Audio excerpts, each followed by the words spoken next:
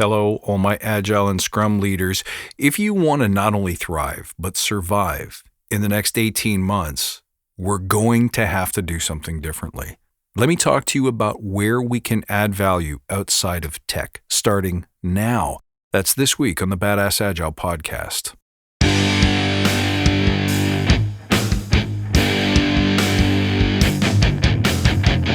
Greetings, team. Welcome to the Badass Agile podcast. I'm your host, Chris Williams.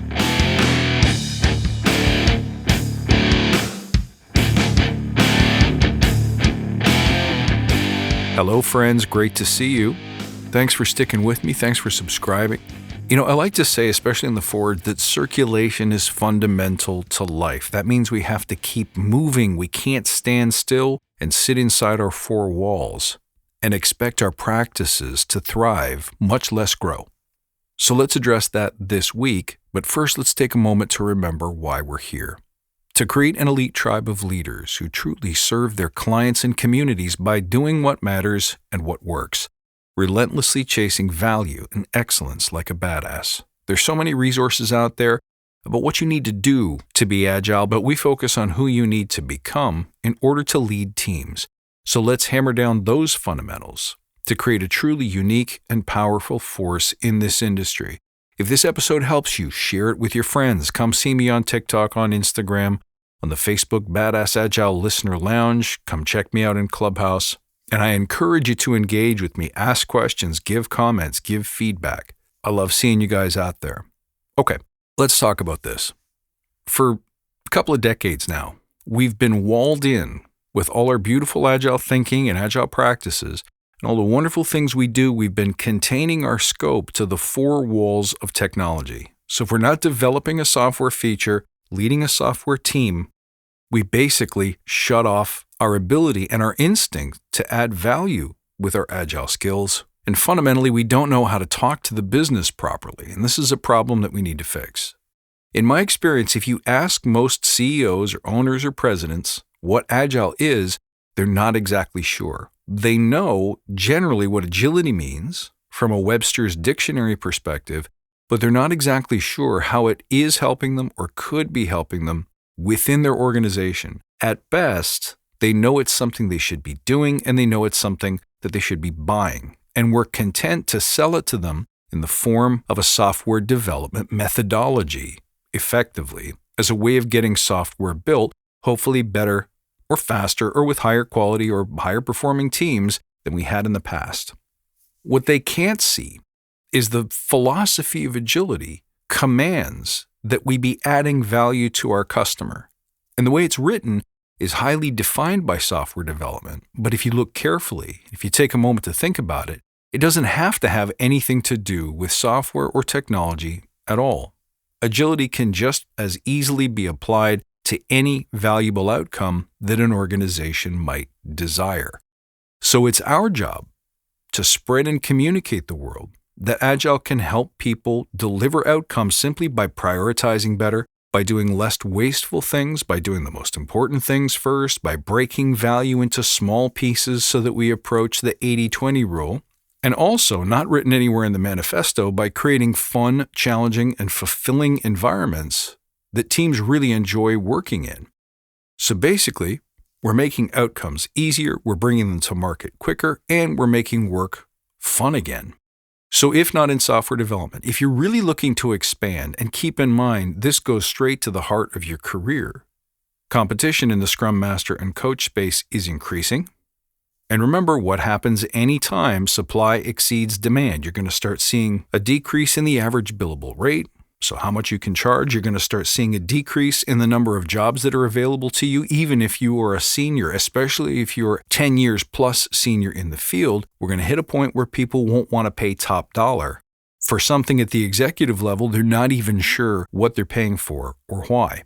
And furthermore, quality is going to be diluted.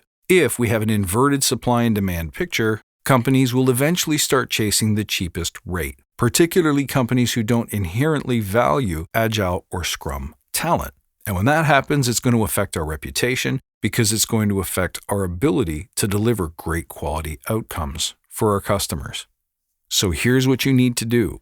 You need to focus in the next 18 months on the outcomes that are valuable to an organization and figure out how you can apply your Agile Scrum talent to those areas of high value. What's high value to organizations right now?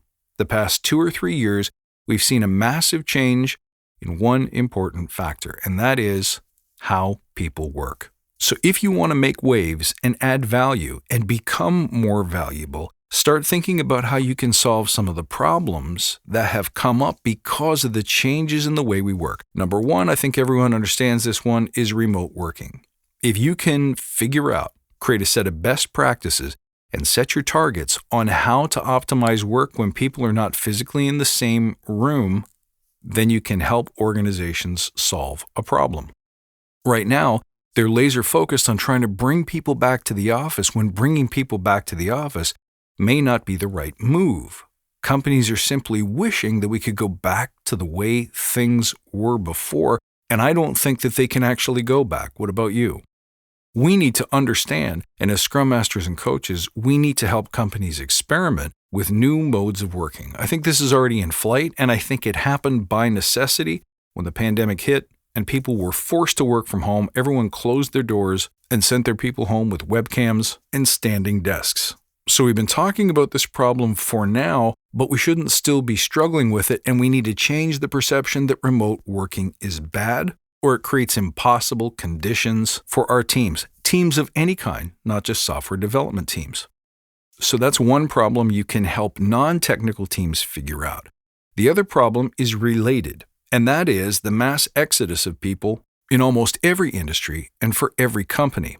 So a couple of things are happening all at once. Number one, people are leaving. Number two, people are not repopulating the employee space because they're choosing to go independent or work on a passion project or just do something else.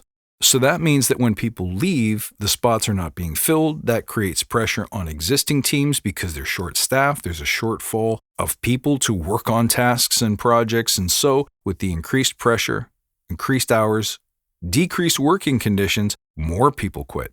Now, how we've been responding to that creates problem number 3, which is throwing money at a problem, brings in the wrong talent. So now you've staffed up in order to fill the gap, but you brought the wrong people in, quality suffers, and again, more people quit, or at least more people are unhappy with their working conditions. And guess what kind of outcomes teams and companies are going to get when you have a bunch of understaffed, overworked, unhappy teams ready to quit at a moment's notice? Help a company solve that problem using Agile and Scrum, and you'll have a distinct competitive advantage. The next one is the economy's all over the place. Is it up? Is it down? Are we going to hit a recession? Are we going to hit a downturn? What's going to happen next? Inflation, interest rates, things are getting more expensive. Certain industries are stalling or freezing. So this creates massive uncertainty. But in my mind, Agile is tailor-made for uncertain conditions. I always say Agile and Scrum work best on projects where the outcome is not known, possibly because we've never done it before, or we've never done it before in this company with this specific team on this specific scope. So this is where Agile technically should shine. Can we help people navigate this uncertainty, especially those who are fed up with their existing jobs and thinking maybe they'd like to go somewhere else, maybe they'd like to start over, maybe they'd like to come into our space, Agile and Scrum? We should welcome those people, not push them out, not put up fences, but recognize that if we're not careful, we'll oversaturate the market, and all of the problems of decreasing prices and a heightened buyer's market will create all kinds of quality problems in our industry. So as we help people transition from wherever they were to wherever they want to go, that's something that we can do with Agility and Scrum. But we also have to make sure we're not pushing everyone through the software development turnstile, because that's not the only place where Scrum can add value. That's really not the only place that CEOs are looking to make moves, to ensure their survival.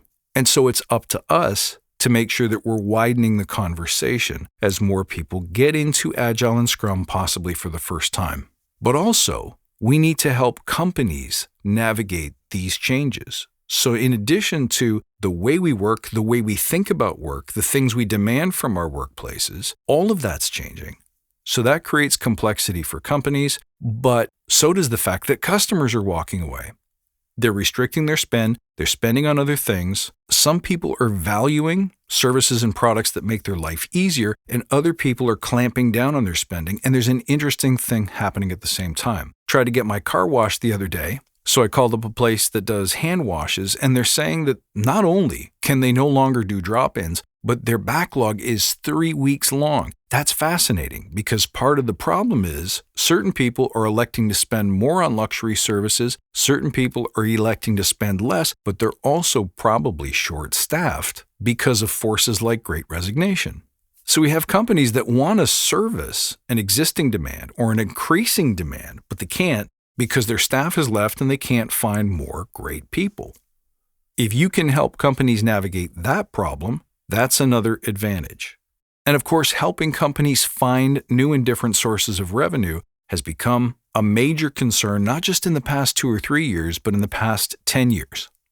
As more companies face extinction or disruption from forces like automation, their revenue and their margins are being chipped away, and it seems to be outside of their control. So you see more great companies trying to find ways to generate new streams of revenue, create new products and services, deepen their relationships with customers to increase the average customer spend, to keep their customers longer, to keep them buying new and evolving products, to create more loyalty through subscriptions, add-on services. Most companies will struggle to come up with these new ideas, to find ways to leverage their existing people, products, and market knowledge to create even more value in the marketplace. If you can help a company do that, you will never go out of style. And none of it has to have anything to do with technology.